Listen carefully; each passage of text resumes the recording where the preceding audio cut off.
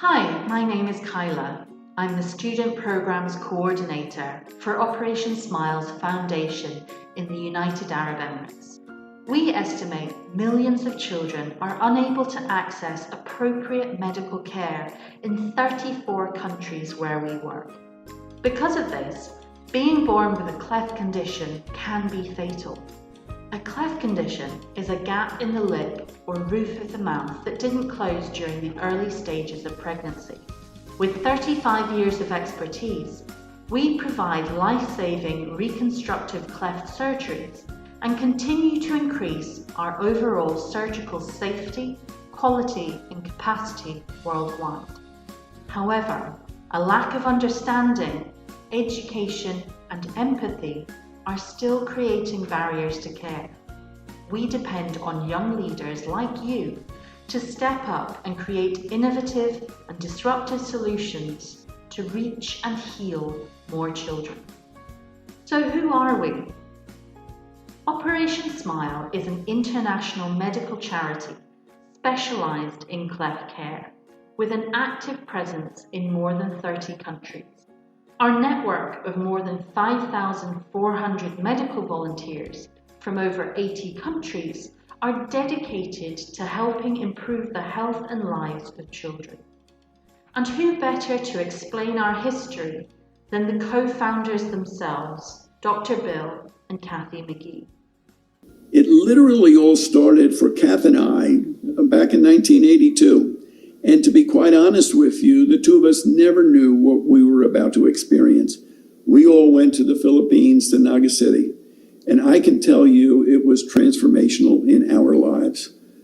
I'm a surgeon and was used to seeing kids with cleft lips and cleft palates. Kath is a nurse with masters in human development and education, but we never, ever expected to see over 350 kids lined up to see us, all with gaping holes in their lips, roof of their mouth. They couldn't eat. They couldn't speak an intelligible word. And every one of those parents was tugging at our sleeves, begging us to take care of their child. I can tell you it was one of the most dramatic moments in our lives. All we could say to the people that we turned away was, sorry. Maybe next year, but there was no next year. We could only take care of about 40 kids and had to watch as we sent away over 300 people. And all we could say was maybe next year, but we knew there was no next year. And that is what began Operation Smile. Reason leads to conclusions. It's emotion that leads to action. Now we're 38 years later. Now we have this organization that's in about 32, 33 countries actively. We've operated on over 300,000 kids, but there literally are still millions of children to take care of.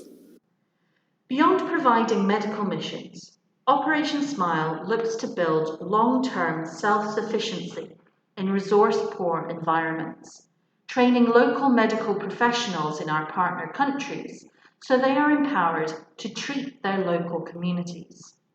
To further support this, we also donate medical equipment and supplies and are establishing year-round cleft care centres so that we can provide patient-centred treatment so our patients don't have to wait until the next scheduled medical mission before receiving the care they need. Here you can see a representation of where Operation Smile has a presence around the world. The countries in orange represent our programme countries, where we organise medical missions. The purple represents our resource countries. They recruit medical volunteers to support our programme countries until they build their own base of trained and experienced medical volunteers, as well as raising the funds to aid medical missions.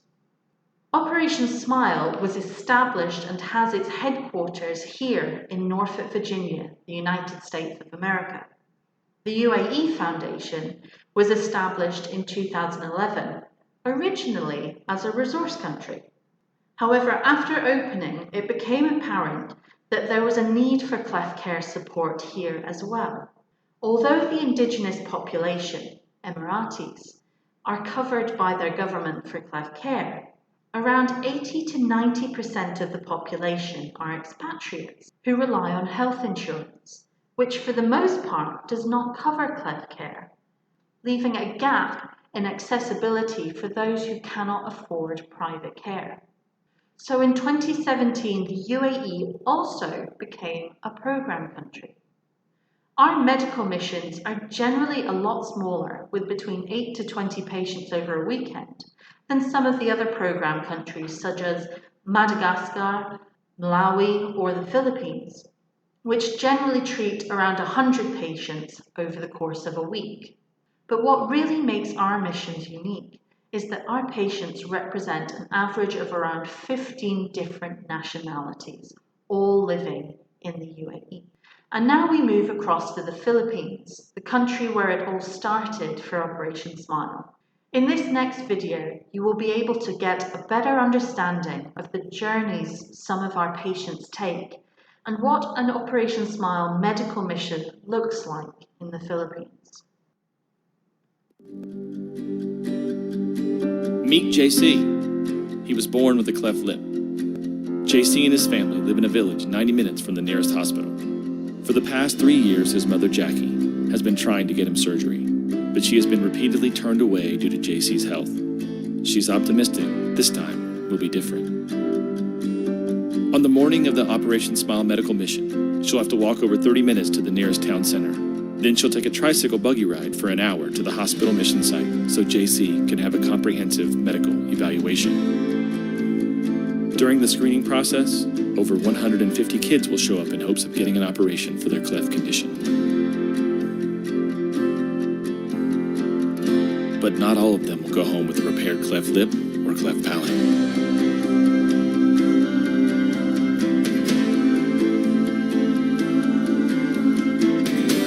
JC's mom fears that if he doesn't get called today, he will go the rest of his life with a broken smile.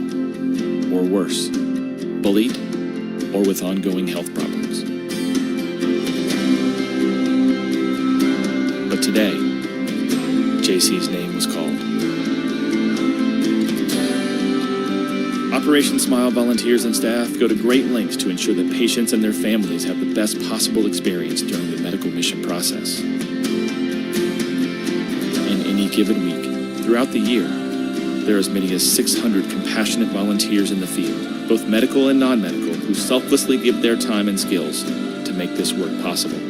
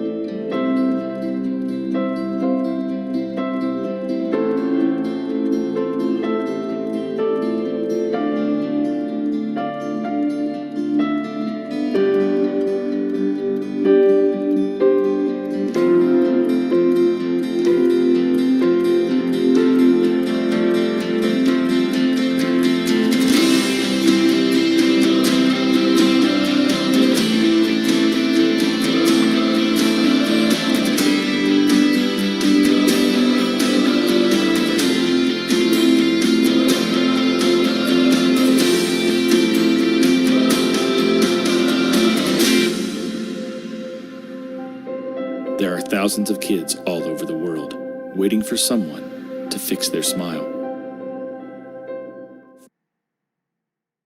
So here we have the facts related to the need for cleft care. There is currently a shortage of trained surgeons able to handle the growing need and backlog of cleft cases. Every 3 minutes, a child is born with a cleft condition. So by the time it takes you to complete a 45-minute lesson, another 15 children will have been born with this condition. Another way to look at this is 1 in 750 children globally are born with a cleft lip, cleft palate, or both. Babies born with clefts have a higher mortality rate due to difficulties with feeding, which can lead to aspiration or starvation. If they do survive past their early years and the condition is still left untreated, these children may face lifelong issues with eating and drinking, speech, socializing, and infections related to the ears, nose, and throat. So what does a cleft lip or cleft palate look like? This diagram shows you some of the different combinations of cleft conditions that can occur, from a fully formed lip and palate to a bilateral cleft lip with full palate or complete cleft. This video will provide further information about the condition and why early treatment and care are needed. Like many people, you may be wondering, what is the cleft lip or cleft palate? How often does this happen and why? How can this be prevented? Or what can be done to help? A cleft is a gap in the mouth that didn't close during the early stages of pregnancy, and this kind of birth defect happens more often than you may realize. It is estimated that worldwide, a child is born every 3 minutes with a cleft, about 1 in 750 births. Sometimes a cleft condition can be easy to see because it's an opening in the lip. Sometimes it's harder to tell if someone has a cleft because it's an opening in the roof of their mouth, called the palate. There are many risk factors that can increase the likelihood of birth defects. While some causes are still unknown, genetics and family history, pre-existing medical conditions, poor nutrition, and exposure to harmful environmental substances can affect the healthy development of a baby. As a result, these factors could also be the cause of a baby born with a cleft lip or cleft palate. Depending on the type and severity, a cleft can create serious health issues if not corrected. Babies can have difficulty with feeding, which in some parts of the world can lead to malnutrition or even starvation. Ear infections can occur, and recurring ear infections can lead to hearing loss. Dental development can be affected. Speech and language development can also be impaired. Children may also suffer from bullying and social isolation. With surgery, a child suffering from a cleft lip or cleft palate can have a brand new, beautiful smile.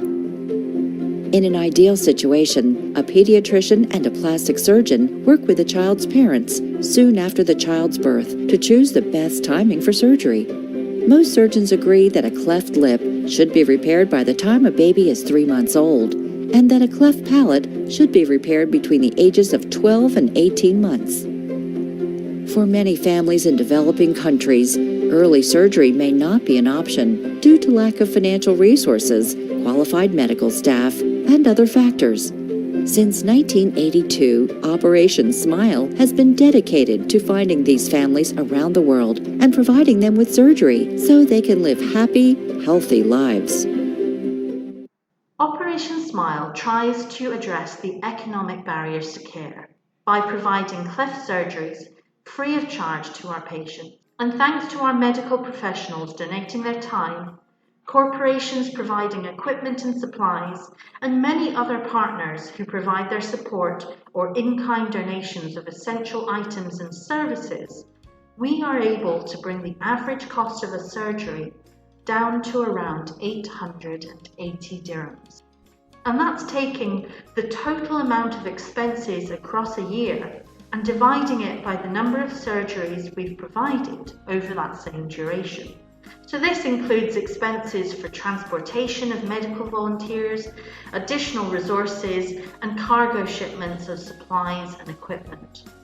Now, as well as that, we have also started to expand to include expenses for transportation of patients to get to the mission site, as well as provision of food and shelter while they're there, so that we're removing as many barriers as possible and making it easier for our patients to access care.